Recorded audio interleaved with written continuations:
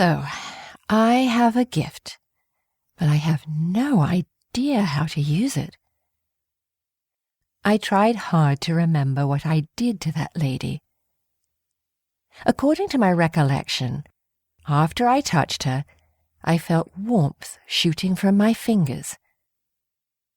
I recalled the feeling of wanting to make her better and wished her pain to go away.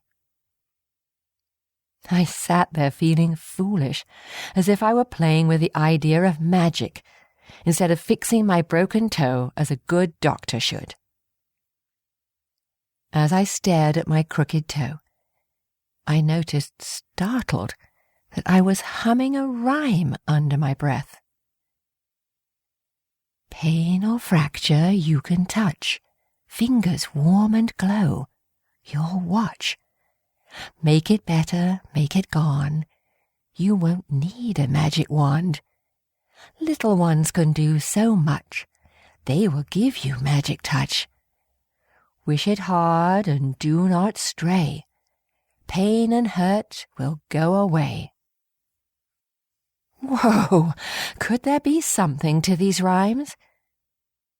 Was Mom teaching me all along by giving me instructions through these simple and easy-to-remember verses? I heard them throughout my childhood, and now I wondered if they were really as meaningless as I thought. I've always been a realistic and logical person. I'm not dense when it comes to learning. But now this whole experience made me feel as if I was slipping from reality into a fantasy world or fairy tale, and I had to learn everything without guidance. Feeling stupid but curious, I touched my toes with my fingertips and concentrated on the pain, hoping, but not expecting, that it would go away as the rhyme had instructed. To my surprise, my fingers instantly became warm and then turned hot. The glow came as soon as the warmth started to rise in my fingers. Strangely, I was more amazed than frightened, and then felt something I couldn't explain.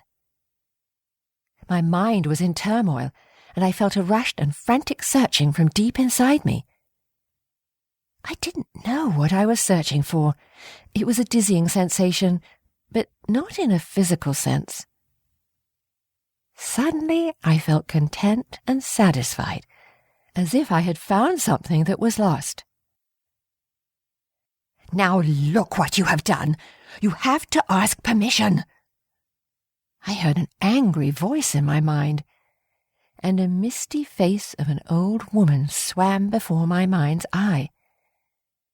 It couldn't even register how much the sight and hearing the voice scared me when I heard a sharp yell through the closed door, and my vision of the old woman abruptly ended.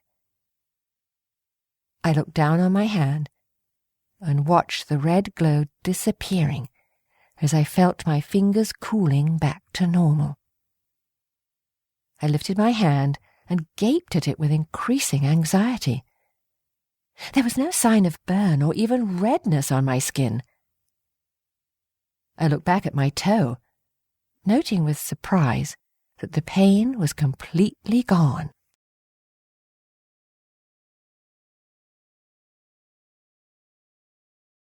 My heart took a painful skip.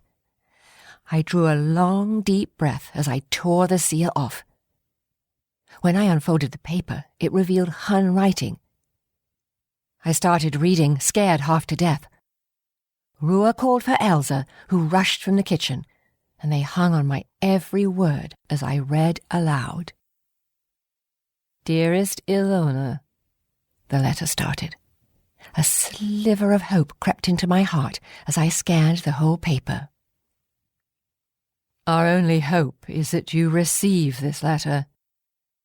We made the mistake of going back to the 14th century. It was my fault. He was bugging me to take him to France, and I have to admit, I wanted to show Bela my ability to travel through time at will. I was foolish and wanted to show off. But in my defense, it never crossed my mind that we wouldn't be able to return. We spent only a day here, but when I tried to go back, all my powers were gone. I have become an ordinary man who is not able to jump time anymore. Fortunately, Bela speaks French, so we have rented a room, and I was able to make some money by pulling teeth and setting broken bones. We have been here for 2 weeks now, and Bela has found a law firm who will save this letter for 7 centuries and then mail it to you. They were suspicious at first, but they didn't ask too many questions after I saved the boss's daughter with a quick appendectomy. I hope and wish you have received it. Bela has, unfortunately, contracted some kind of bacterial infection, which I've never seen before. His skin is slowly sloughing off, and he has a high fever. I've found a Hun healer, but she's powerless. She can't heal Bela because he's not fully Hun. He desperately needs antibiotics and modern medicine, which doesn't exist here. I'm so sorry. I hope I will see you again. I don't know if you can pull this off and get us out of here. I just hope you will, somehow. Love you forever, Zoltan. I love you even longer, your Bela. P.S. I'm adding this before I take the letter to the lawyers. Bela has become very ill since last night.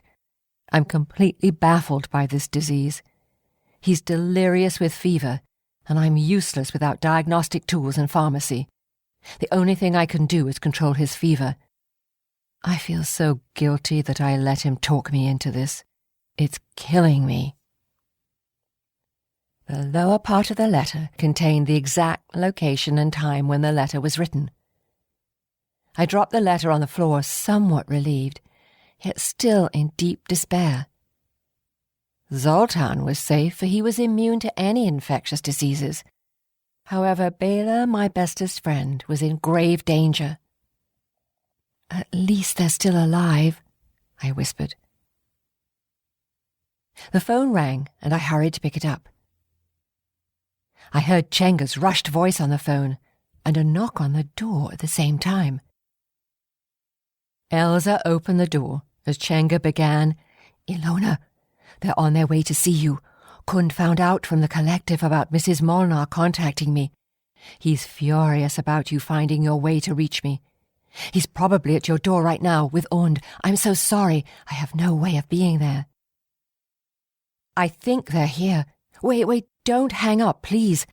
I'll freeze time and we can talk more." I concentrated hard to freeze time, and to my surprise, I felt Chenga's effort in doing so as well. I noticed with great satisfaction that Elsa and Rua were frozen in the doorway. I looked toward the mudroom, and I saw Kund and Und lifting their feet in unison to take the next step. Und had just closed the front door behind them.